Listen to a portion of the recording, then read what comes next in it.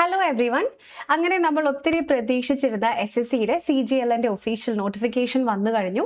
Application window ഇപ്പം active ആണ്.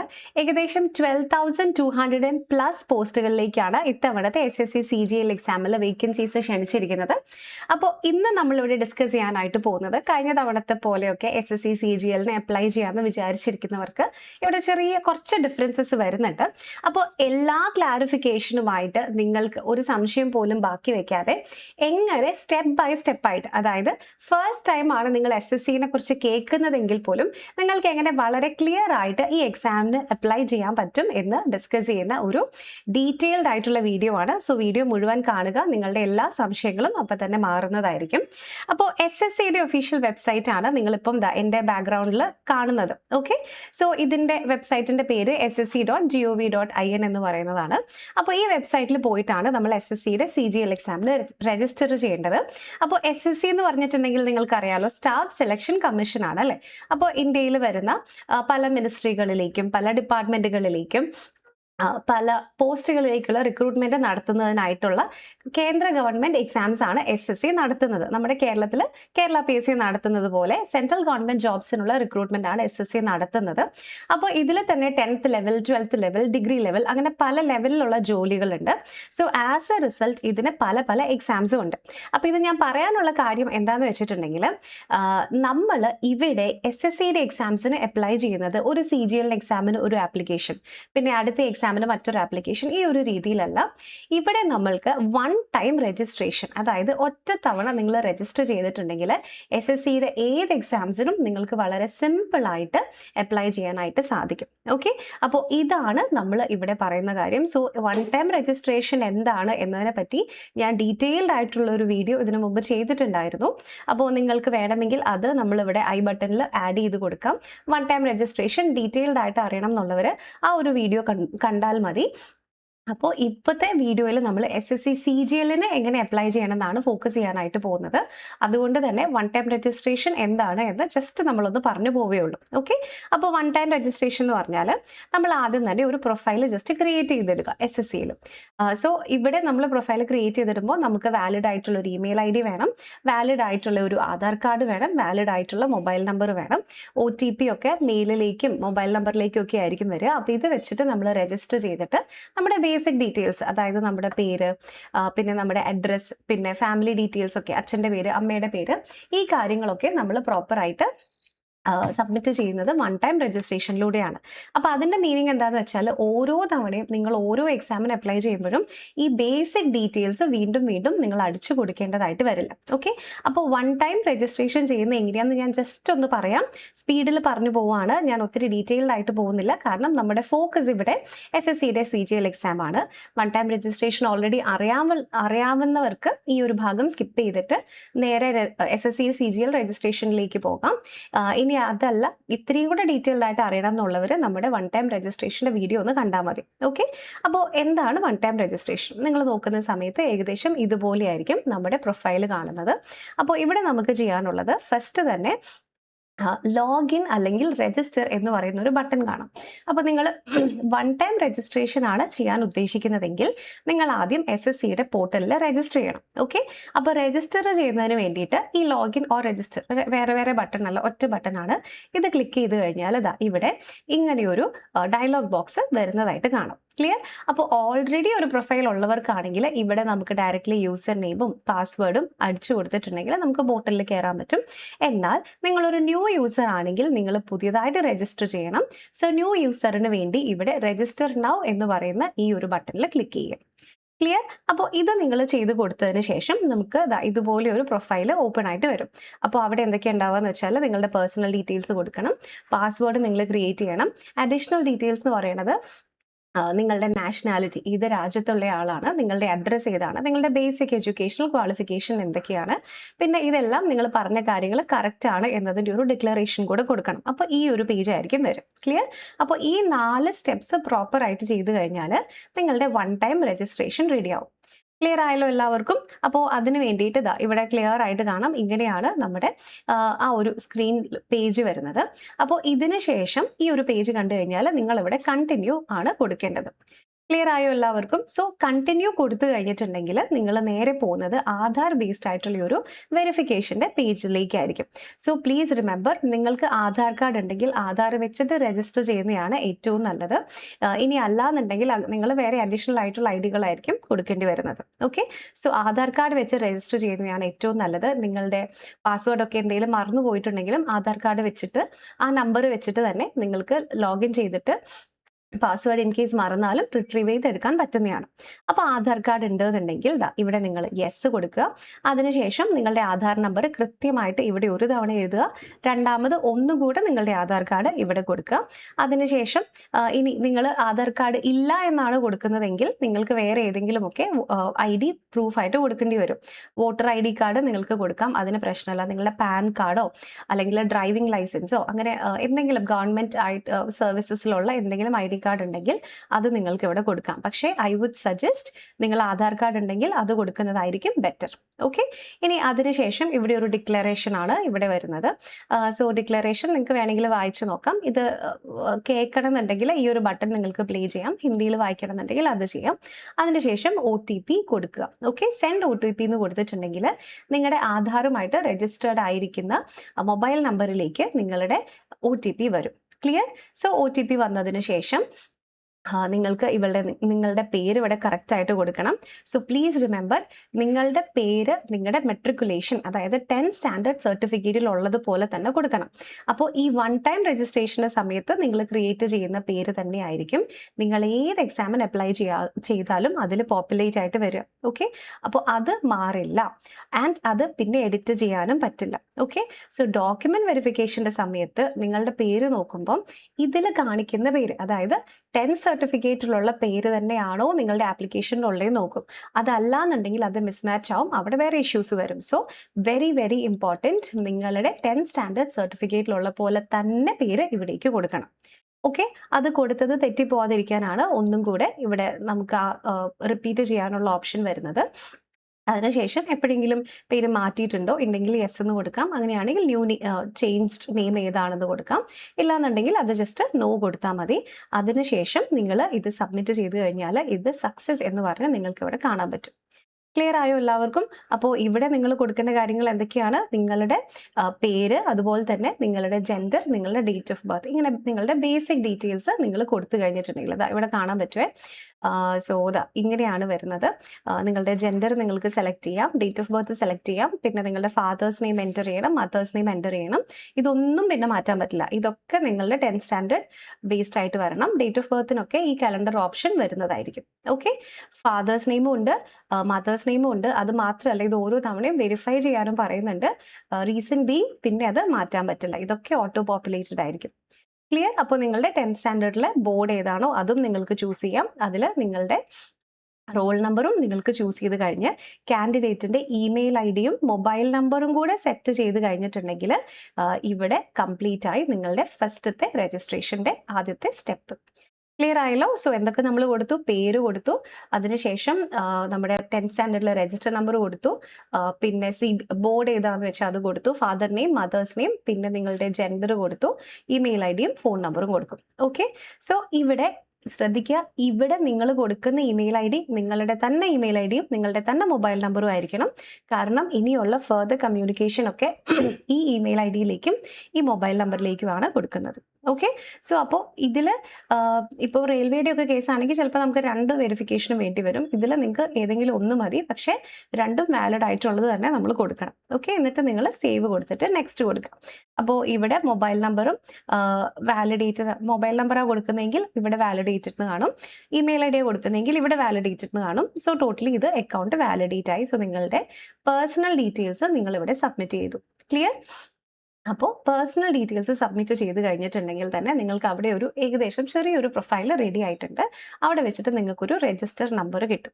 അപ്പോൾ നിങ്ങളുടെ രജിസ്റ്റർ നമ്പർ ഇതാണ് എന്ന് പറഞ്ഞിട്ട് നിങ്ങൾക്ക് ഇവിടെ കാണാൻ പറ്റും. ആ നമ്പർ നോട്ട് ചെയ്ത് വെക്കണം. ഇത് നിങ്ങൾക്ക് ലോഗിൻ ചെയ്യേണ്ട സമയത്ത് ആവശ്യം വരും. ഇമ്പോർട്ടൻ്റ് ആണ്. ഓക്കെ.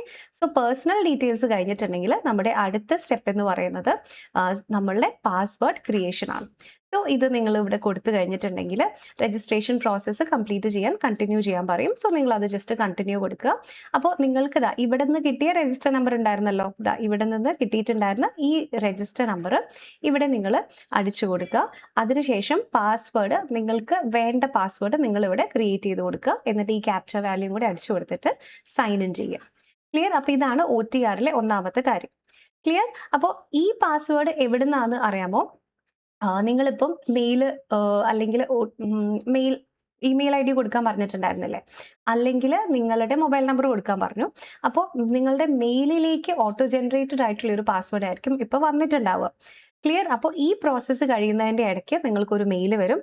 അതിൽ വരുന്ന പാസ്വേഡ് ഇതിൽ നിങ്ങൾ അടിച്ചു കൊടുത്ത് സൈൻ ഇൻ ചെയ്ത് കഴിയുമ്പോൾ നിങ്ങൾക്ക് ഇവിടെ പുതിയ പാസ്വേഡ് സ്വന്തം സെറ്റ് ചെയ്യാനുള്ള ഓപ്ഷൻ കിട്ടും.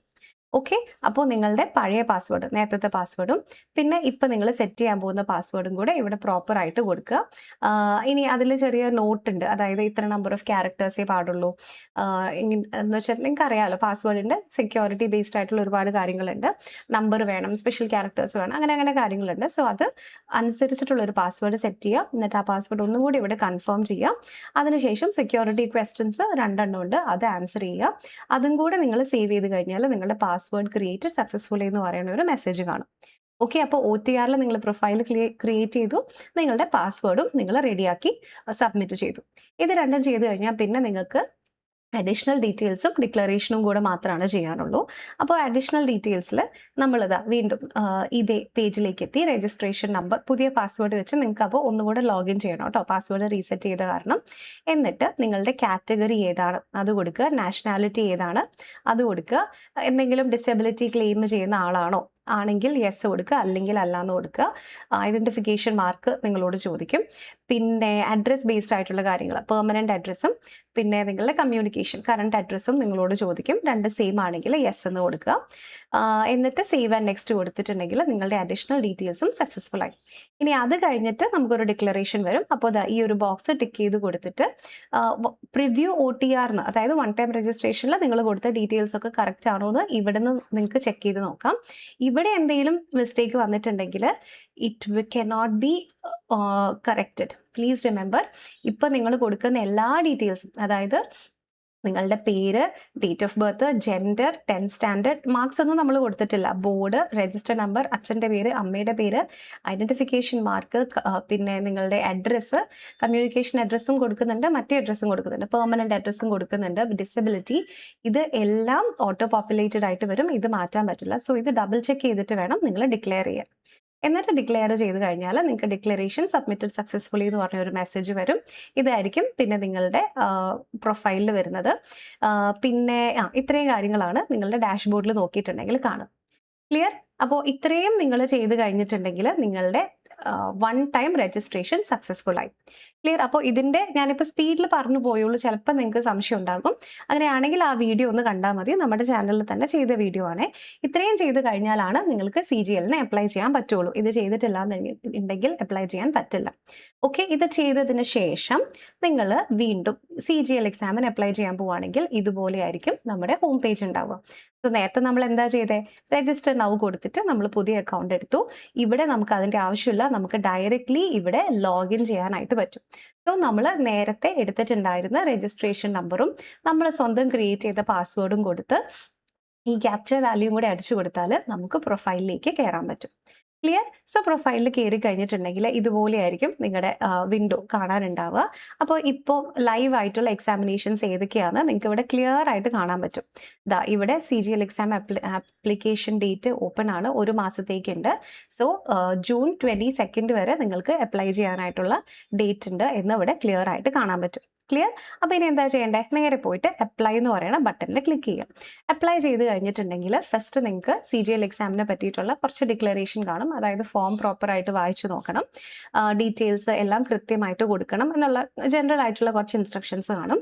അത് കഴിഞ്ഞിട്ട് നിങ്ങൾ ഇവിടെ ചെയ്യേണ്ടത് ഫിൽ ഫോം എന്ന് പറയുന്ന ഈ ഓപ്ഷനിൽ ക്ലിക്ക് ചെയ്യുക. ഫിൽ ഫോമിൽ ക്ലിക്ക് ചെയ്യുമ്പോഴാണ് നമ്മളുടെ അപ്ലൈ ചെയ്യാനുള്ള പേജിലേക്ക് നമുക്ക് പോകാൻ പറ്റുള്ളൂ. ഓക്കെ, അപ്പോൾ ഇത് നോക്കിക്കോ, ഞാനിവിടെ ബ്ലാക്ക് ആൻഡ് ചെയ്ത് വെച്ചിരിക്കുന്ന സാധനങ്ങൾ ഇതൊന്നും തന്നെ ഞാൻ പുതിയതായിട്ട് അപ്ലൈ ചെയ്യുമ്പോൾ ഞാൻ പുതിയതായിട്ട് ടൈപ്പ് ചെയ്യുന്ന സാധനങ്ങളല്ല.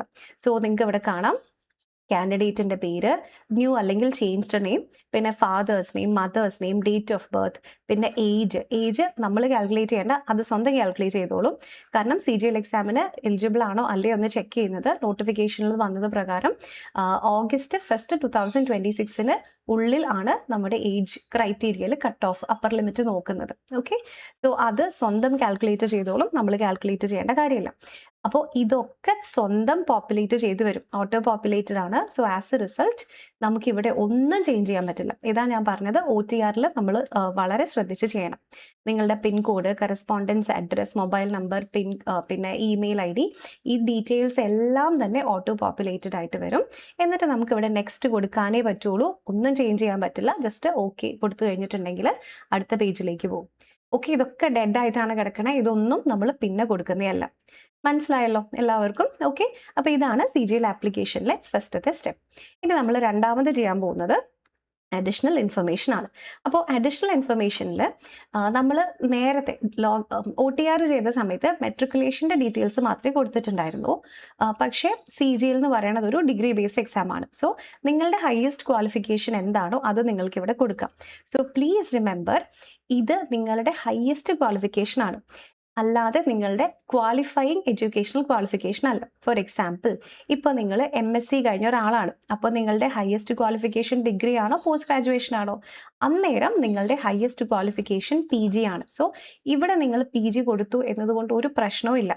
ക്ലിയർ? ഇവിടെയാണ് ഡീറ്റെയിൽസ് ഓഫ് ക്വാളിഫയിങ് എക്സാമിനേഷൻ, ഇവിടെയാണ് നിങ്ങൾക്ക് ഇവിടെ ഡിഗ്രി കൊടുക്കേണ്ടത്. ഇവിടെ നിങ്ങളുടെ ഹയസ്റ്റ് ക്വാളിഫിക്കേഷൻ എന്താണോ ഇത് കൊടുക്കുക. അത് കഴിഞ്ഞിട്ട് താഴെ മാത്രം നിങ്ങൾക്ക് എക്സാമിന് വേണ്ട ക്വാളിഫിക്കേഷൻ എന്താണോ അത് കൊടുക്കുക. ക്ലിയർ? ഇനി നെക്സ്റ്റ് EQ സ്റ്റാറ്റസ് എന്ന് വെച്ചിട്ടുണ്ടെങ്കിൽ നിങ്ങളുടെ എക്സാം കഴിഞ്ഞോ ഇല്ലയോ, അതായത് നിങ്ങൾ പാസ് ഔട്ട് ആയോ ഇല്ലയോ എന്നാണ്. യെസ് എന്നാണെങ്കിൽ നിങ്ങൾ പാസ് ഔട്ട് ആയി, നോ എന്നാണെങ്കിൽ നിങ്ങൾ ഫൈനൽ ഇയറിലാണ് എന്നാണ് അതിൻ്റെ മീനിങ്. അത് കഴിഞ്ഞിട്ട് പാസിംഗ് ഇയർ ഏതാണ്, അതിൻ്റെ സ്റ്റേറ്റ് ഏതാണ്, യൂണിവേഴ്സിറ്റിയുടെ പേര്, നിങ്ങളുടെ റോൾ നമ്പർ, ഇത്രയും സാധനങ്ങൾ ആദ്യം കൊടുക്കുക. ഓക്കെ, അതിനുശേഷം പെർസെൻറ്റേജും കൂടെ, അതായത് നമ്മുടെ CGPAയും കൂടെ ഇവിടെ എൻ്റർ ചെയ്യാനുള്ള ഓപ്ഷൻ ഉണ്ട്. അപ്പോൾ ഇത് നമ്മൾ ഏതിൻ്റെയാണ് കൊടുക്കുന്നത്? ക്വാളിഫയിങ് എഡ്യൂക്കേഷണൽ എക്സാമിനേഷൻ, അതിൻ്റെ ഡീറ്റെയിൽസ് ആണ് നമ്മൾ കൊടുക്കുന്നത്. +2 കൊടുക്കുന്നില്ല, 10th കൊടുക്കുന്നില്ല, ഡിഗ്രിയാണ് ഈ എക്സാമിനുള്ള അടിസ്ഥാന യോഗ്യത. സോ ഡിഗ്രിയുടെ ഡീറ്റെയിൽസ് ആണ് ഇവിടെ കൊടുക്കുന്നത്. പക്ഷേ ഫസ്റ്റ് കൊടുക്കേണ്ടത് ഡിഗ്രിയുടെ അല്ല, നിങ്ങളുടെ ഹയസ്റ്റ് ക്വാളിഫിക്കേഷൻ. ഡിഗ്രി ആണെങ്കിൽ ഡിഗ്രി, അല്ല നിങ്ങൾക്ക് അതിലും വലിയ ക്വാളിഫിക്കേഷൻ ഉണ്ടെങ്കിൽ അതാണ് ലിസ്റ്റ് ചെയ്യേണ്ടത്. ക്ലിയർ ആയല്ലോ? അപ്പോൾ ഇത്രയും എല്ലാവർക്കും ക്ലിയർ ആയിട്ട് മനസ്സിലായിട്ടുണ്ടാവുമെന്ന് കരുതുന്നു. ഇമ്പോർട്ടൻ്റ് ആണ്. അതിനുശേഷം നമ്മൾ ജസ്റ്റ് സേവ് ആൻഡ് നെക്സ്റ്റ് കൊടുത്തിട്ടുണ്ടെങ്കിൽ നമുക്കത് സേവ് ആകും. അപ്പോൾ എഡ്യൂക്കേഷൻ ഡീറ്റെയിൽ സേവ്ഡ് സക്സസ്ഫുള്ളി എന്ന് പറയുന്ന ഒരു ബോക്സ് നമുക്കിവിടെ തുറന്നു വരും. ക്ലിയർ? അപ്പോൾ ഇത് നമുക്ക് കിട്ടി. ഇനി നമുക്ക് അടുത്ത അഡീഷണൽ ഇൻഫർമേഷൻ ആണ് കൊടുക്കുന്നത്. അതിൽ കൂടുതലും നിങ്ങൾ മറ്റേ എക്സ് സർവീസ് മെൻ ആണോ, അല്ലെങ്കിൽ അതിനുള്ള ടെന്യൂർ എത്രയായിരുന്നു തുടങ്ങിയിട്ടുള്ള കാര്യങ്ങളാണ്. സോ അതിൽ അഡീഷണൽ ഇൻഫർമേഷൻ നെക്സ്റ്റിൽ ചോദിക്കുന്നത് whether you are N ex service men or serving in the armed forces. Serve ചെയ്യുന്ന ആളാണെങ്കിൽ യെസ് കൊടുക്കാം, അല്ലാന്നുണ്ടെങ്കിൽ നോ എന്ന് കൊടുക്കാം. ഇനി ഏജ് റിലാക്സേഷൻ വേണമെങ്കിൽ യെസ് എന്ന് കൊടുക്കാം, അല്ലെങ്കിൽ നോ എന്ന് കൊടുക്കാം. ഇനി ഏജ് റിലാക്സേഷൻ വേണമെങ്കിൽ അതിൻ്റെ കോഡ്, അപ്പോൾ അതെന്താണെന്ന് അറിയാൻ വേണ്ടിയിട്ട് നമ്മുടെ നോട്ടിഫിക്കേഷനിൽ പാരഗ്രാഫ് നമ്പർ 5.2 സോ അത് ബേസിക്കലി പറയുന്നത് OBC-കാരുടെയൊക്കെയാണ്. അതായത് OBC-കാർക്ക് +3 ഇയേഴ്സിൻ്റെ ഏജ് റിലാക്സേഷൻ ഉണ്ട്, SC/ST-കാർക്ക് +5 ഇയേഴ്സിൻ്റെ റിലാക്സേഷൻ ഉണ്ട്. ഇനി persons with benchmark disability ഉള്ളവർക്ക് 10 ഇയേഴ്സിൻ്റെ ഉണ്ട്. OBC ആൻഡ് ഡിസബിലിറ്റി ആണെങ്കിൽ 13 കിട്ടും, SC/ST ആൻഡ് ഡിസബിലിറ്റി ആണെങ്കിൽ 15 കിട്ടും. അപ്പോൾ അത് നിങ്ങളുടെ കോഡ് ഏതാണോ, ഏത് കാറ്റഗറിയിലാണോ നിങ്ങളുള്ളത്, റിലാക്സേഷൻ വേണമെങ്കിൽ അതിനനുസരിച്ച് കൊടുക്കുക. ഓക്കെ, ഇനി നെക്സ്റ്റ് നിങ്ങളുടെ പേഴ്സണൽ ഇൻഫർമേഷൻ വേറെ ഓപ്പർച്യൂണിറ്റിയിലേക്ക് യൂസ് ചെയ്യണോ വേണ്ടതാണ്, അത് നിങ്ങൾക്ക് ഇഷ്ടമുള്ള ഓപ്ഷൻ കൊടുക്കാം. ഏത് കൊടുത്താലും കുഴപ്പമില്ല. അത് കഴിഞ്ഞിട്ട് നിങ്ങൾ ഇവിടെ സേവ് ആൻഡ് നെക്സ്റ്റ് കൊടുക്കുക. ഓക്കെ, അപ്പോൾ അത് ക്ലിയർ ചെയ്ത് കഴിഞ്ഞിട്ടുണ്ടെങ്കിൽ, സേവ് ആൻഡ് നെക്സ്റ്റ് കൊടുത്തു കഴിഞ്ഞിട്ടുണ്ടെങ്കിൽ ഇപ്പോൾ നിങ്ങൾ കൊടുത്ത ഡീറ്റെയിൽസ് കറക്റ്റായിട്ട് സേവ് ആയിക്കോളും. എക്സ് സർവീസ്മെൻ ആണോ എന്നുള്ള ഡീറ്റെയിൽസും ഡിസബിലിറ്റിയുടെയും ഏജ് റിലാക്സേഷൻ്റെയും ഡീറ്റെയിൽസും ഇവിടെ പോകും. ക്ലിയർ? ഇനി അടുത്ത additional information is very very important. ഇതാണ് നിങ്ങളുടെ എക്സാം സെൻറ്റേഴ്സ്. എക്സാമിന് കേരളത്തിൽ ഇഷ്ടംപോലെ സെൻറ്റേഴ്സ് ഉണ്ട്.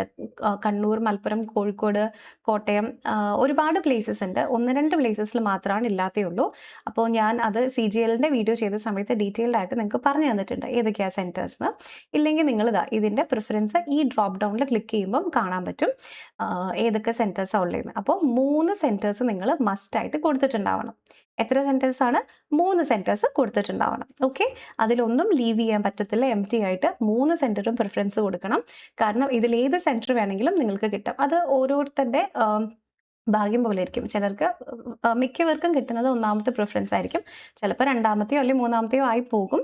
പക്ഷേ നിങ്ങൾക്ക് അത് 3ഉം കറക്റ്റായിട്ട് നിങ്ങൾക്ക് പറ്റുന്നത് തന്നെ കൊടുക്കണം. അതിനുശേഷം ഇമ്പോർട്ടൻ്റ് ആയിട്ടുള്ള ഒരു കാര്യം, ഇവിടെ medium for computer based examination നിങ്ങൾക്ക് ഇംഗ്ലീഷിലോ ഹിന്ദിയിലോ മാത്രമേ ഉള്ളൂ. ഡിഗ്രി ബേസ്ഡ് എക്സാം ആയതുകൊണ്ട് തന്നെ ലോക്കൽ ലാംഗ്വേജസിലല്ല. അപ്പോൾ this is only Hindi or English. ഇത് നിങ്ങൾ ഇവിടേക്ക് ചൂസ് ചെയ്യണം. അത് തന്നെ ഒന്നും കൂടി വെരിഫൈ ചെയ്യണം. കാരണം ഇത് മാറ്റാൻ പറ്റില്ല. നിങ്ങൾ ഏത് മീഡിയം ആണോ ഇപ്പോൾ ചൂസ് ചെയ്യുന്നത് അതിലായിരിക്കും നിങ്ങളുടെ എക്സാം വരുന്നത്. സോ ഇത് തെറ്റിക്കരുത്. തെറ്റിച്ചിട്ടുണ്ടെങ്കിൽ ഹിന്ദിയിലൊക്കെ പോയിട്ട് എക്സാം എഴുതേണ്ടി വരും. ഓക്കെ, ഇനി നെക്സ്റ്റ് നമുക്ക് കൊടുക്കാനുള്ളത് ഡിസബിലിറ്റീൻ്റെ ഡീറ്റെയിൽസ് ആണ്. അതായത് നിങ്ങൾക്ക് എന്തെങ്കിലും ഡിസബിലിറ്റി ഉണ്ടോ എന്നൊക്കെ ഉള്ളതാണ്. സോ അതിൻ്റെ മീനിങ് എന്താണെന്ന് വെച്ചാൽ, ഫസ്റ്റ് ചോദിക്കും നിങ്ങൾ ഒരു ഡിസബിലിറ്റി ഉള്ള ആളാണെന്നുണ്ടെങ്കിൽ അതിന് യെസ് കൊടുക്കുക. ഇനി അതിൻ്റെ പെർസെൻറ്റേജ് നോക്കുക. 40% ഓർ മോർ ഉണ്ടെങ്കിൽ ഇവിടേക്ക് കൊടുക്കുക. ഇനി നെക്സ്റ്റ് CGLൽ ഒരുപാട് ക്ലറിക്കൽ പോസ്റ്റുകൾ ഉണ്ടല്ലേ. അപ്പോൾ അവിടേക്കൊക്കെ, അതായത് ഫീൽഡ് ജോബ്സിലേക്കല്ല, ക്ലറിക്കൽ പോസ്റ്റിലേക്കും ഹാഫ് ഫീൽഡ് ഡ്യൂട്ടി ഉള്ള പോസ്റ്റുകളിലേക്കും ഡിസബിലിറ്റി ഉള്ളവരെയും അവർ വിളിച്ചിട്ടുണ്ട്. സോ ആസ് എ റിസൾട്ട് നിങ്ങൾക്ക് ഡിസബിലിറ്റി ഉണ്ടെങ്കിൽ അതിവിടെ ഡിക്ലെയർ ചെയ്യാം. എന്തിനാന്ന് വെച്ചാൽ ഡിസബിലിറ്റി, അതായത് സ്വന്തമായിട്ട് എക്സാം എഴുതാൻ പറ്റാത്തവർക്ക് സ്ക്രൈബിനെ വെച്ചിട്ട്, വേറൊരാളെ വെച്ചിട്ട് എഴുതിക്കാൻ പറ്റും. അങ്ങനെയുള്ളവർക്ക് അഡീഷണൽ ആയിട്ടുള്ള ടൈമും കിട്ടും. സോ അതും കൂടെ നിങ്ങൾക്ക് ഇവിടെ പ്രോപ്പറായിട്ട് ഡിക്ലെയർ ചെയ്യണം. പിന്നെ മാറ്റാൻ പറ്റില്ല. So whether support is required in the form of a scribe or technology or assistive devices for writing the exam ഉണ്ടെങ്കിൽ അവിടെ യെസ് എന്ന് കൊടുക്കണം. ക്ലിയർ? പിന്നെ വരുന്നത് നമ്മുടെ പോസ്റ്റ് പ്രിഫറൻസ് ആണ്. പോസ്റ്റ് പ്രിഫറൻസ് എന്ന് വെച്ചാൽ ഇതിൽ ഏത് പോസ്റ്റ് വേണം എന്ന് നിങ്ങളിപ്പോൾ ചൂസ് ചെയ്യുന്നതല്ല. ഇതിൽ ചില പോസ്റ്റുകൾ, for example assistant audit officer, assistant accounts officer, AO പോലത്തെ പോസ്റ്റുകളിലേക്ക് ഡിഗ്രിയുടെ കൂടെ MBA പോലെയുള്ള ചില എഡ്യൂക്കേഷണൽ ക്വാളിഫിക്കേഷൻസും കൂടെ ഡിസൈറബിൾ ആണ്. എന്ന് വെച്ചാൽ അതും കൂടെ ഉണ്ടെങ്കിൽ നല്ലതാണെന്നുണ്ട്. ഇനിയിപ്പം സ്റ്റാറ്റിസ്റ്റിക്കൽ ഓഫീസറിൻ്റെ പോസ്റ്റിലേക്ക് സ്റ്റാറ്റിസ്റ്റിക്സും കൂടെ പഠിച്ചവരെയാണ് അവർ വിളിച്ചിരിക്കുന്നത്. Okay, so as a result നിങ്ങൾ ആ പോസ്റ്റുകളിലേക്ക് അപ്ലൈ ചെയ്യുന്നുണ്ടോ ഇല്ലയോ എന്നുകൂടെ നമ്മളിവിടെ ടിക്ക് ചെയ്ത് കൊടുക്കണം. ഓക്കെ, അപ്പോൾ നിങ്ങൾ സ്റ്റാറ്റിസ്റ്റിക്സ് പഠിക്കാത്ത ആളാണെങ്കിൽ ചിലപ്പോൾ ഇതിന് അപ്ലൈ ചെയ്യാൻ പറ്റില്ല. സോ അതിന് നിങ്ങളിവിടെ നോ കൊടുക്കണം. അതിന് വേണ്ടിയിട്ടാണ് ഇവിടെ ചോദിക്കുന്നത്. പോസ്റ്റ് പ്രിഫറൻസ് എന്ന് പറഞ്ഞാൽ ഇതിൽ വന്നിരിക്കുന്ന 36 പോസ്റ്റിൽ നിങ്ങൾക്ക് ഏത് പോസ്റ്റ് വേണം എന്നല്ല ചോദിച്ചിരിക്കുന്നത്. അത് CGLൻ്റെ റിസൾട്ട് വന്നു കഴിയുമ്പോൾ മാത്രമാണ് ചോദിക്കുള്ളൂ. അത് സെലക്റ്റഡ് കാൻഡിഡേറ്റ്സിനോട് മാത്രമാണ് ചോദിക്കുള്ളൂ. ഓക്കെ, സോ ഇവിടെ ജൂനിയർ സ്റ്റാറ്റിസ്റ്റിക്കൽ ഓഫീസറിൻ്റെ പോസ്റ്റിലേക്ക് നിങ്ങൾ അപ്ലൈ ചെയ്യുന്നുണ്ടോ? യെസ് ഓർ നോ കൊടുക്കാം. ഇനി അതിനുള്ള എഡ്യൂക്കേഷണൽ ക്വാളിഫിക്കേഷൻ നിങ്ങളുടെ കയ്യിലുണ്ടോ? മീൻസ് സ്റ്റാറ്റിസ്റ്റിക്സ് പഠിച്ചിട്ടുണ്ടോ? ഉണ്ടെങ്കിൽ ഉണ്ടെന്ന് കൊടുക്കാം, ഇല്ലെങ്കിൽ ഇല്ലാന്ന് കൊടുക്കാം. ഇനി സ്റ്റാറ്റിസ്റ്റിക്കൽ ഇൻവെസ്റ്റിഗേറ്റർ ഗ്രേഡ് 2 അതിലേക്ക് അപ്ലൈ ചെയ്യുന്നുണ്ടെങ്കിൽ യെസ് കൊടുക്കാം. Do you possess the educational qualification? Yes or no നിങ്ങൾക്ക് ഇവിടെ കൊടുക്കാം. ക്ലിയർ? ഇനി നെക്സ്റ്റ് ഇവിടെ languages studied and passed at matriculation level. നിങ്ങൾ 10th സ്റ്റാൻഡേർഡിൽ പഠിച്ചിരിക്കുന്ന ലാംഗ്വേജസ് ഏതൊക്കെയാണ് എന്നുള്ളത് നിങ്ങൾക്ക് ഇവിടെ കൊടുക്കാം. പിന്നെ 10th സ്റ്റാൻഡേർഡിൻ്റെ മീഡിയം ഓഫ് എക്സാമിനേഷനും ഇവിടെ കൊടുക്കാം. ഇനി ഇവിടെ അസിസ്റ്റൻറ്റ് ഓഡിറ്റ് ഓഫീസർ എന്നിവിടെ ചോദിച്ചിട്ടുണ്ട്. സോ അതിൽ എഡ്യൂക്കേഷണൽ ക്വാളിഫിക്കേഷൻ ഡിഗ്രിയാണ്, പക്ഷേ ഡിസൈറബിൾ ക്വാളിഫിക്കേഷനാണ് MBA ഒക്കെ പറയുന്നത്. ഓക്കെ, അപ്പോൾ നിങ്ങൾക്ക് ഉണ്ട് എന്നുണ്ടെങ്കിൽ യെസ് എന്ന് കൊടുക്കാം, ഇല്ലാന്നുണ്ടെങ്കിൽ നോ എന്ന് കൊടുക്കാം. ഓക്കെ, അപ്പോൾ ഈ ക്വസ്റ്റ്യൻസും കൂടെ നിങ്ങൾ ആൻസർ ചെയ്യാം. ഇതിവിടെ സ്പെഷ്യലായിട്ട് പറയാൻ കാരണം എന്താണെന്ന് വെച്ചാൽ കഴിഞ്ഞ വർഷമൊന്നും ഈ പോസ്റ്റുകൾ വന്നിട്ടുണ്ടായിരുന്നില്ല. സോ അതുകൊണ്ട് തന്നെ ഇതിന് സ്പെഷ്യലായിട്ടുള്ളൊരു ക്വസ്റ്റ്യനെയർ ഒന്നും ഉണ്ടായിരുന്നില്ല. ഈ പോസ്റ്റുകൾ ഗസറ്റഡ് പോസ്റ്റുകളാണ്. ഏതൊക്കെ? AO പോസ്റ്റുകൾ, JSO അല്ല, സ്റ്റാറ്റിസ്റ്റിക്കൽ ഓഫീസർ അല്ല. ഈ താഴെ തന്നിരിക്കുന്ന പോസ്റ്റുകളൊക്കെ തന്നെ ഇതെല്ലാം ഗസറ്റഡ് പോസ്റ്റുകളാണ്. സോ നിങ്ങൾ അപ്ലൈ ചെയ്യുന്നുണ്ടെങ്കിൽ മാത്രം യെസ് എന്ന് കൊടുക്കുക. ക്ലിയർ? അതിൻ്റെ കട്ട് ഓഫും ഹൈ ആയിരിക്കും. ഓക്കെ, ഇനി അതിനുശേഷം നമുക്ക് സേവ് ആൻഡ് നെക്സ്റ്റ് കൊടുത്തിട്ടുണ്ടെങ്കിൽ നമുക്ക് ഇവിടെ സേവ്ഡ് സക്സസ്ഫുള്ളി എന്ന് പറയുന്ന ഒരു ബോക്സ് വരും. ഇനി നെക്സ്റ്റ് നമ്മൾ ചെയ്യേണ്ടത് വളരെ ഇമ്പോർട്ടൻ്റ് ആണ്. ഇത് നമ്മുടെ ഒത്തൻറ്റിക്കേഷൻ ആണ്. സോ ആധാർ വെച്ചിട്ട് നമ്മുടെ ഫേസ് ഒത്തൻറ്റിഫൈ ചെയ്യുന്ന സ്റ്റെപ്പാണ് അടുത്തത്. അപ്പോൾ അതിനുവേണ്ടി നമ്മൾ സാധാരണ എക്സാമിനൊക്കെ അപ്ലൈ ചെയ്യുന്ന സമയത്ത് നമ്മൾ ഫോട്ടോ അപ്ലോഡ് ചെയ്യുമായിരുന്നു ചെയ്യുന്നത്. അപ്പോൾ ചിലപ്പോൾ ഫോട്ടോ റിജക്റ്റ് ആവും, അങ്ങനത്തെ പ്രശ്നമൊക്കെ വരും. ഇത് അങ്ങനെയല്ല. വേറെ പാസ്പോർട്ട് സൈസ് ഫോട്ടോ എടുത്ത് സ്കാൻ ചെയ്ത് കഷ്ടപ്പെടേണ്ട. ഡയറക്റ്റ്ലി സിസ്റ്റമിൽ നിന്ന് തന്നെ ഫോട്ടോ അവർക്ക് എടുക്കാനായിട്ട് പറ്റും. ക്ലിയർ? അപ്പോൾ ഇവിടെ ഫേസ് ഒത്തൻറ്റിഫിക്കേഷൻ എന്ന് പറയുന്ന ഒരു സ്റ്റെപ്പ് നിങ്ങൾക്ക് ചെയ്യാനുണ്ട്. അത് കഴിഞ്ഞിട്ട് നിങ്ങൾക്ക് നിങ്ങളുടെ ഫോട്ടോഗ്രാഫും ക്യാപ്ചർ ലൈവായിട്ട് ചെയ്യാനുണ്ട്. സിഗ്നേച്ചർ മാത്രം നിങ്ങൾക്ക് അപ്ലോഡ് ചെയ്യാനുണ്ട്. അത് ലൈവായിട്ട് സൈൻ ഇടേണ്ട, ഫോട്ടോ അപ്ലോഡ് ചെയ്താൽ മതി. ക്ലിയർ? സോ ഫസ്റ്റ് നിങ്ങൾ ചെയ്യേണ്ടത് ഫേസ് ഒത്തൻറ്റിക്കേഷൻ, പിന്നെ ക്യാപ്ചർ യുവർ ഫോട്ടോഗ്രാഫ്, അതിനുശേഷം ചെയ്യേണ്ടതാണ് അപ്ലോഡ് ദ സിഗ്നേച്ചർ. അപ്പോൾ ഫസ്റ്റ് ഞാനിവിടെ പറയാൻ പോകുന്നത് പക്ഷേ ലൈവ് ഫോട്ടോൻ്റെ കാര്യമാണ്. ലൈവ് ഫോട്ടോ നിങ്ങൾ ക്യാപ്ചർ ലൈവ് ഫോട്ടോ കൊടുക്കുന്ന സമയത്ത് ഇതുപോലെ ഒരു ക്യാമറ തുറന്നു വരും. അപ്പോൾ അതിങ്ങനെ ഒരു റെഡ് കളർ ഒരു ബാക്ക്ഗ്രൗണ്ട് ഒരു ഫ്രെയിമിൻ്റെ ഉള്ളിൽ കാണിക്കും. അപ്പോൾ ആ ഫ്രെയിം നിങ്ങൾ കറക്റ്റായിട്ട് വേറെ ഒരു വൈറ്റ് കളർ അല്ലെങ്കിൽ ഒരു പ്ലെയിൻ ബാക്ക്ഗ്രൗണ്ടിൽ സ്പെക്സ് ഒന്നും വെക്കാൻ പറ്റില്ല. സ്പെക്സ് വെച്ചിട്ടുണ്ടെങ്കിൽ അവർ പറയും സ്പെക്സിൻ്റെ റിമൂവ് ചെയ്യാൻ പറയും. അല്ലെങ്കിൽ മാസ്കോ ക്യാപ്പോ അങ്ങനത്തെ യാതൊരു സാധനങ്ങളും വെക്കാൻ പറ്റില്ല. മുഖത്തേക്ക് മുടി ഇങ്ങനെ വല്ലാതെ വീണ് കിടക്കാൻ പറ്റില്ല. പിന്നെ ബാക്കിൽ ലൈറ്റ് വരാൻ പറ്റില്ല, സൈഡിൽ ലൈറ്റ് വരാൻ പറ്റില്ല, മൊത്തത്തിൽ ഡള്ളാകാൻ പാടില്ല. കറക്റ്റായിട്ട് നല്ലൊരു ഫോട്ടോ, നമുക്കറിയാലോ നല്ല ഫോട്ടോ എടുക്കുന്നത് എങ്ങനെയാണ്. ആ ഒരു സെറ്റപ്പ് കറക്റ്റ് ആവുന്നത് വരെ അത് സെലക്ട് ആവില്ല. അതിനുശേഷം മാത്രം എല്ലാം ഓക്കെ ആണെങ്കിൽ മാത്രം ആ ഒരു ഫ്രെയിം ഗ്രീൻ കളറായിട്ട് നിങ്ങളുടെ ഫോട്ടോ ക്യാപ്ചർ ചെയ്യും. ക്ലിയർ? അത് ലൈവ് ഫോട്ടോ ക്യാപ്ചറാണ്. സോ ഇത് പ്രോപ്പറായിട്ട് ചെയ്യാം. ക്ലിയർ? സോ ഇതിവിടെ ക്ലിയർലി പറയുന്നുണ്ട്, നിങ്ങൾ ക്യാമറയിലേക്ക് കറക്റ്റായിട്ട് സ്ട്രെയിറ്റ് ആയിട്ട് തന്നെ നോക്കണം. നിങ്ങളുടെ ഫേസ് ഫുള്ള് ഒരു ഫ്രെയിമാണ്, ഒരു ട്രയാങ്കിൾ ഫ്രെയിമാണ് വരിക. അതിൻ്റെ ഉള്ളിൽ കറക്റ്റായിട്ട് നിൽക്കണം. പിന്നെ തുപ്പിയിടരുത്, ഇതൊക്കെ ഞാൻ പറഞ്ഞു. ആ സാധനങ്ങളൊന്നും ചെയ്യരുത്. ഇയർഫോൺസ് വെക്കാൻ പാടില്ല. അപ്പോഴാണ് ഇത് ക്യാപ്ചർ ആവുള്ളൂ. ഇല്ലെങ്കിൽ ക്യാപ്ചർ ആവില്ല. ഓക്കെ? നിങ്ങൾ ഇനി അറിയാണ്ട് ഇത് വെച്ചുപോയി ഇനി എന്തെങ്കിലും പ്രശ്നമുണ്ടോ എന്ന് വിചാരിക്കേണ്ട, അത് ക്യാപ്ചർ ആവില്ല. ഓക്കെ? നെക്സ്റ്റ് സിഗ്നേച്ചറാണ്. സിഗ്നേച്ചർ നിങ്ങൾക്ക് നോർമലായിട്ട് ചെയ്യാം. അതായത് ഒരു ബോക്സിൽ, അതായത് ഒരു പ്രോപ്പർ ഇതിൻ്റെ ഇപ്പോൾ തന്നിരിക്കുന്നത് 6 സെൻറ്റിമീറ്റർ ആൻഡ് 2 സെൻറ്റിമീറ്റർ ആണ്.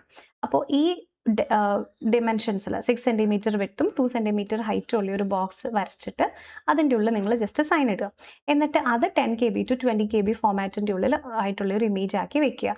ഇനി അതിന് സൈസ് കൂടുതലാണെന്നുണ്ടെങ്കിൽ ഓൺലൈനിൽ ഇഷ്ടം പോലെ കംപ്രസേഴ്സ് കിട്ടും. അതായത് how to reduce the size of my പിക്ചറിന് ചോദിച്ചിട്ടുണ്ടെങ്കിൽ ഇഷ്ടം പോലെ ഫ്രീ ആയിട്ടുള്ള കംപ്രസേഴ്സ് ഉണ്ട്. അത് വെച്ചിട്ട് ചെയ്യുക. എന്നിട്ട് സിഗ്നേച്ചർ ഇവിടെ അപ്ലോഡ് ചെയ്യുക, ഫോട്ടോ ഇവിടെ അപ്ലോഡ് ചെയ്യുക. പക്ഷേ ഇവിടെ നമുക്ക് നെക്സ്റ്റ് ചെയ്യാനുള്ള കാര്യം നമ്മുടെ ഫേസ് ആധാർ വെച്ചിട്ടുള്ള വെരിഫിക്കേഷൻ ആണ്. അപ്പോൾ അതിന് വേണ്ടിയിട്ട് ഇവിടെ നിങ്ങൾ കണ്ടായിരുന്നോ, download the app from the play store, scan the below the QR code എന്ന് ഇവിടെ തന്നിട്ടുണ്ട് അല്ലേ. അപ്പോൾ ഇവിടെ ഈ ഫേസ് ഒത്തൻറ്റിക്കേഷൻ ചെയ്യുന്നതിന് വേണ്ടിയിട്ട് MySSC എന്ന് പറയുന്ന ഒരു ആപ്പ് ഉണ്ട്. പ്ലേ സ്റ്റോറിൽ തപ്പി കഷ്ടപ്പെടേണ്ട. ഇത് നിങ്ങൾ ജസ്റ്റ് നിങ്ങളുടെ ഫോൺ വെച്ചിട്ടൊന്ന് സ്കാൻ ചെയ്യാം. ഇത് സ്കാൻ ചെയ്യുന്ന സമയത്ത് ഇതുപോലെ നമുക്കൊരു ആപ്പ് കിട്ടും. ഇതിൻ്റെ പേര് MySSC എന്ന് പറയുന്ന ആപ്പാണ്. എന്നിട്ട് അതിലേക്ക് നിങ്ങൾ നിങ്ങളുടെ രജിസ്റ്റർ നമ്പറും ഇപ്പോൾ നമ്മൾ രജിസ്റ്റർ ചെയ്തിട്ടുണ്ടായിരുന്ന രജിസ്റ്റർ നമ്പറും പിന്നെ പാസ്വേഡും ക്യാപ്ചർ ഡീറ്റെയിൽസും വെച്ചിട്ട് ലോഗിൻ ചെയ്യാം. ക്ലിയർ? അങ്ങനെ ലോഗിൻ ചെയ്ത് കഴിയുമ്പോൾ ഇവിടെ നിങ്ങൾ കാണുന്നതാണ് ഇതിൻ്റെ ഹോമിൽ പോയിട്ട് കാര്യമില്ല. നേരെ നിങ്ങളുടെ ഡാഷ് ബോർഡിലേക്ക് പോവുക. ഇതിൻ്റെ അടുത്തതാ ഇവിടെ ഡാഷ് ബോർഡ് ഉണ്ട്. ഡാഷ് ബോർഡിൽ പോയി കഴിഞ്ഞിട്ടുണ്ടെങ്കിൽ ഇവിടെ ആപ്ലിക്കേഷൻസ് എന്നൊക്കെ കാണാൻ പറ്റുന്നുണ്ടോ ക്ലിയർ ആയിട്ട്? അപ്പോൾ ഇത് പോയതിന് ശേഷം ആപ്ലിക്കേഷൻസിലേക്ക് പോയി കഴിഞ്ഞാൽ മൈ ആപ്ലിക്കേഷൻസ് എന്ന് പറയുന്ന ഈ ഒരു ടാബിലേക്ക് നേരെ പോവാം. അവിടെ പോയി കഴിഞ്ഞിട്ടുണ്ടെങ്കിൽ ആധാർ ഓത്ത് വെരിഫിക്കേഷൻ എന്ന് പറയുന്ന ഒരു ബോക്സ് കാണും. സോ ആധാർ ഫേസ് ഒത്തൻറ്റിക്കേഷൻ എന്ന് പറയുന്ന ഒരു ബട്ടൺ ഇത് ക്ലിക്ക് ചെയ്ത് കഴിയുമ്പോൾ കിട്ടും.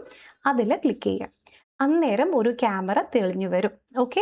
അപ്പം നിങ്ങളുടെ ഫേസ് അന്നേരം അതിൽ ക്യാപ്ചർ ആകും. ഓക്കെ? ഇനി ചില കേസസിൽ ഇത് നമ്മുടെ ഫോണിൽ ഇല്ലാന്നുണ്ടെങ്കിൽ ഇത് ഇൻസ്റ്റാൾ ചെയ്യാനും പറയും. അതായത് യുണീക്ക് ഐഡൻറ്റിഫിക്കേഷൻ അതോറിറ്റി ഓഫ് ഇന്ത്യയുടെ ആധാർ ഫേസ് RD എന്ന് പറഞ്ഞിട്ട് ഒരു ആപ്പ് ഇൻസ്റ്റാൾ ചെയ്യാൻ പറയും. അങ്ങനെ പറയുകയാണെങ്കിൽ ഇൻസ്റ്റാൾ ചെയ്യുക. നിങ്ങളുടെ ഫോണിൽ ഓൾറെഡി ഉണ്ടെങ്കിൽ കുഴപ്പമില്ല. ഓക്കെ?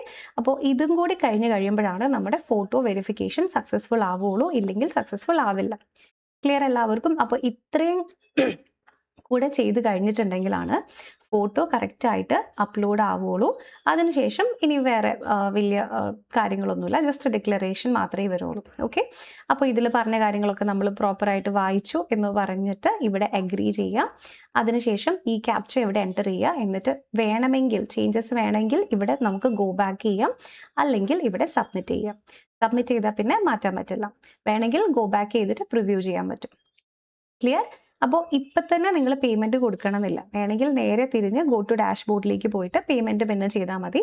അല്ലെങ്കിൽ മേക്ക് പേയ്മെൻറ്റ് എന്ന് പറയുന്ന ഓപ്ഷൻ ഇവിടെയുണ്ട്. അതിൽ നിങ്ങൾക്ക് ക്ലിക്ക് ചെയ്താൽ പേയ്മെൻറ്റ് ചെയ്യാൻ പറ്റും. ഓക്കെ, അപ്പോൾ പേയ്മെൻറ്റ് നമുക്ക് എങ്ങനെ വേണമെങ്കിലും ചെയ്യാം. അതായത് ഓൺലൈനായിട്ട് ഇപ്പം SBIയുടെ നെറ്റ് ബാങ്കിങ് ഉണ്ട്, സ്റ്റേറ്റ് ബാങ്കിൻ്റെ ഒക്കെ ക്രെഡിറ്റ് കാർഡ്സും ഡെബിറ്റ് കാർഡ്സും ഉണ്ട്. ഇനി അതല്ലെങ്കിൽ UPI ജസ്റ്റ് ഗൂഗിൾ പേ വെച്ചിട്ടും നമുക്ക് ഈസി ആയിട്ട് ഫീ പേയ്മെൻറ്റും ചെയ്യാൻ പറ്റും. ക്ലിയർ? അപ്പോൾ ഇങ്ങനെയാണ് SSC CGL എക്സാമിന് അപ്ലൈ ചെയ്യുന്നത്. നമ്മൾ സാധാരണ ചെയ്യുന്നതിൽ നിന്നും കുറച്ച് ഡിഫറൻസസ് വരുന്നുണ്ട്. അപ്പോൾ എക്സാമിന് അപ്ലൈ ചെയ്യാനുള്ള ലാസ്റ്റ് ഡേറ്റ് എന്ന് പറയുന്നത് ജൂൺ 22 ആണ്. സോ എക്സാമിന് അപ്ലൈ ചെയ്താൽ മാത്രം പോരാ, എക്സാമിന് നന്നായിട്ട് പഠിക്കാൻ വേണം അല്ലേ? അപ്പോൾ അതിന് വേണ്ടിയിട്ടുള്ള ബാച്ചസ് എൻട്രി ആപ്പിൽ ഇപ്പോൾ അവൈലബിൾ ആണ്. സോ പ്ലീസ് റിമെമ്പർ, ഇപ്പോൾ നമുക്ക് ജൂൺ മന്തിൽ എൻട്രിയുടെ ഒരു എഡ്യൂഫെസ്റ്റ് വരുന്നുണ്ട്. അപ്പോൾ നമ്മുടെ കോഴ്സസ് ഒക്കെ വളരെ ഡിസ്കൗണ്ടഡ് ആയിട്ടുള്ള പ്രൈസിൽ നിങ്ങൾക്കിപ്പം വാങ്ങിക്കാനായിട്ട് പറ്റും. ഓക്കെ, അപ്പോൾ എല്ലാ വർഷവും ജൂണിൽ എൻട്രി എഡ്യൂഫെസ്റ്റ് നടത്തുന്നതാണ്. അപ്പോൾ ഇത്തവണയും ജൂണിൽ വളരെ നല്ല ഓഫേഴ്സാണുള്ളത്. അപ്പോൾ ഇതിനെപ്പറ്റി കൂടുതൽ അറിയാൻ വേണ്ടിയിട്ട് സ്ക്രീനിൽ കാണുന്ന ഈ നമ്പറിൽ നിങ്ങൾക്ക് നമ്മളെ കണക്ട് ചെയ്യും. ഓക്കെ, അപ്പോൾ ഇതിൽ ഇനി എന്തെങ്കിലും ഡൗട്ടോ ക്വസ്റ്റ്യൻസോ വന്നാൽ താഴെ കോമെൻറ്റ്സ് ആയിട്ട് എഴുതി അറിയിക്കുക. അപ്പോൾ ഇനി അടുത്ത വീഡിയോയിൽ മറ്റൊരു ടോപ്പിക്കുമായിട്ട് വീണ്ടും കാണാം. Thank you so much for watching.